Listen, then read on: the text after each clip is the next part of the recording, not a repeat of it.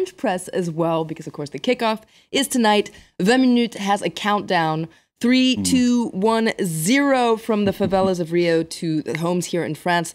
The whole world is going to vibrate to the rhythm of football until the final on July the 13th. Now, there's been a lot of controversy, of course, surrounding the World Cup, and we're going to get to that, don't worry. But La Croix, the Christian paper, focuses on the festive aspect of the World Cup. This is the front page. It talks about the celebration of football that's kicking off in Brazil. And its editorial is very nostalgic and poetic today. It says that football is a very powerful and popular sport. It makes people dream. It brings people together across the world. People from different countries play football with the same passion.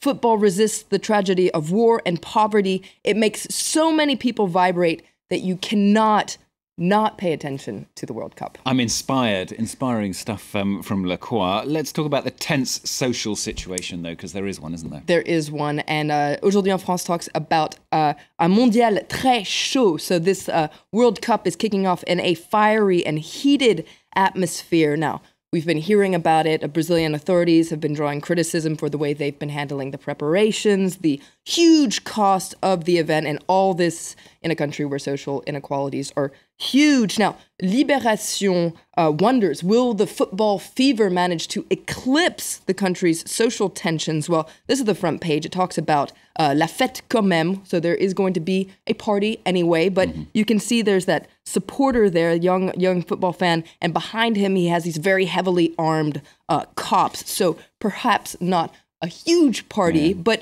Libération really actually wants to believe in the healing power of football today in their editorial. They're also very hopeful and inspiring, optimistic. They really want to believe that this enthusiasm coming from across the world, and especially in Brazil where football is a religion, it hopes all this will really win over the crisis that's shaking the country.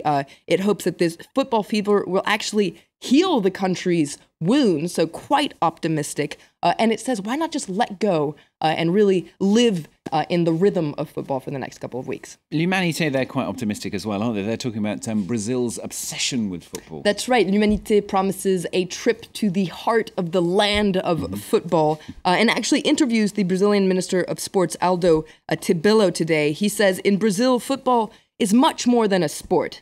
Everything comes back to football, which is a source of passion, rebellion, and communion. And in fact, talking about that aspect of rebellion, L'Humanité focuses on one club in particular, the Corinthians. It's a mythical club from Sao Paulo, which was led by one of the soccer legends, Socrates. Now, in November 1982, when Brazil was still a dictatorship, he and his teammates wore a message on their soccer jerseys actually calling on Brazilians to vote in an election for the governor of Sao Paulo. This was the first democratic election since the coup d'etat in 1967. And because of that, the team really became a symbol of the pro-democracy movement, which ended up toppling the dictatorship in 1985.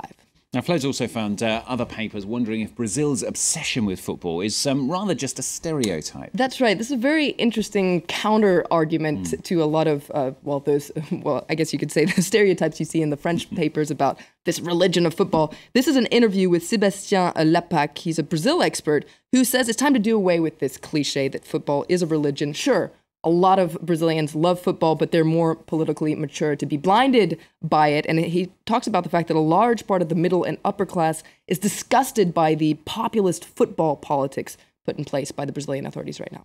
And finally, today, June the 12th, the celebration of something else in Brazil, isn't it? That's right, celebration of football, of course, but it's also a celebration of love. It's the Brazilian equivalent of St. Valentine's Day. Okay. It's Good a timing. St. Anthony of Padua's Day. So a day for romantic dinners and dates and everything. But what's going to happen? This could be a very dramatic situation because, of course, there's the first match with Brazil.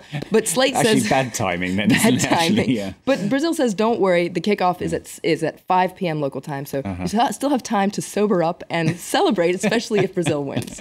Excellent. Yeah, not so good if Brazil don't win. Flo, thanks a lot. Flo and Stephen back a little bit later on during today's edition of Live from Paris. Coming up, the very latest news, including the World Cup, plus the situation in Iraq for you, of course. And as teachers try to persuade parents in Nigeria that education is worth it. Now, it can be a very difficult task as the country continues to reel from the kidnapping of 200 school children, of course, by Boko Haram Islamic militants. We have a special report from our correspondent Katerina Vitozzi in the region in today's Focus.